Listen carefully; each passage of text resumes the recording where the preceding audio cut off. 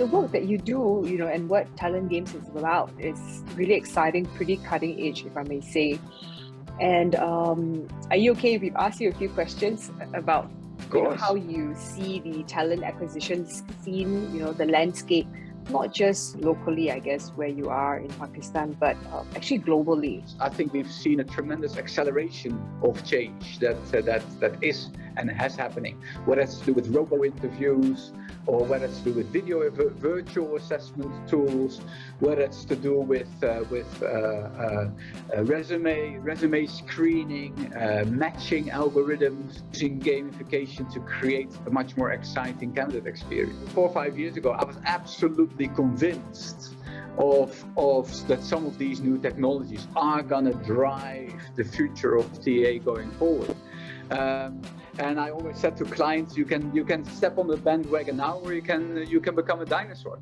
And I think that is now slowly happening. In my early days, when I was first starting out in a search firm, right? Yeah.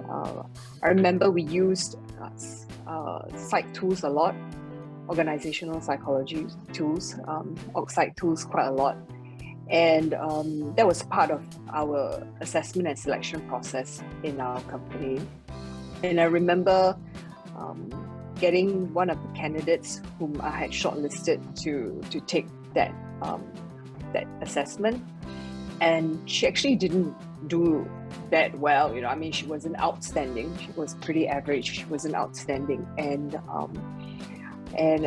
I remember in the debrief, with the org site, she wasn't really rated that highly, but there was a part of me that felt that there's something that is quite positive about this candidate, and I liked what I saw, and I went ahead with the hire, and she turned out to be one of the best hires I've ever had. Yeah. The way I see it now is I do value all the tools that we can get. And I believe some tools can be highly rigorous and can really help us to make better decisions. But because of this experience, I've also come to really value human judgment as well. And I think that's probably something that we should continue to hold on to, and not just throw it out the window because we feel that it can be replaced by something else. Because we offer our solution not on the basis of the number of candidates that play, but unlimited number of candidates. And that really encourages companies to let everybody play, and not to be selective because otherwise they have to pay a higher bill. So we encourage companies to let as many people play the game as possible. Doesn't matter whether they are fitting the criteria 100% or not. And as a result, what I suddenly now see is people that otherwise would never have had an opportunity suddenly come floating upwards and have an opportunity for a face-to-face conversation. So yes, I think it works both ways. Technology sometimes stops people because they've got a bad day from floating to the top.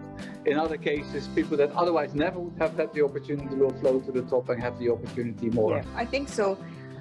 Yeah, and some people just really blossom a lot later. And exactly. So I believe, we have people who reach their potential but at a different rate.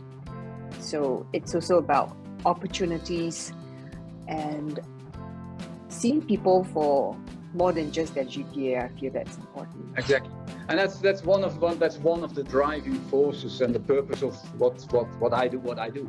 It's two parts. On the one hand, completely transform the candidate experience and make it fun to apply. Yeah, at the moment, if I ask people, is it fun to apply to a company? I promise you that 95 out of 100 will say, absolutely not. Yeah.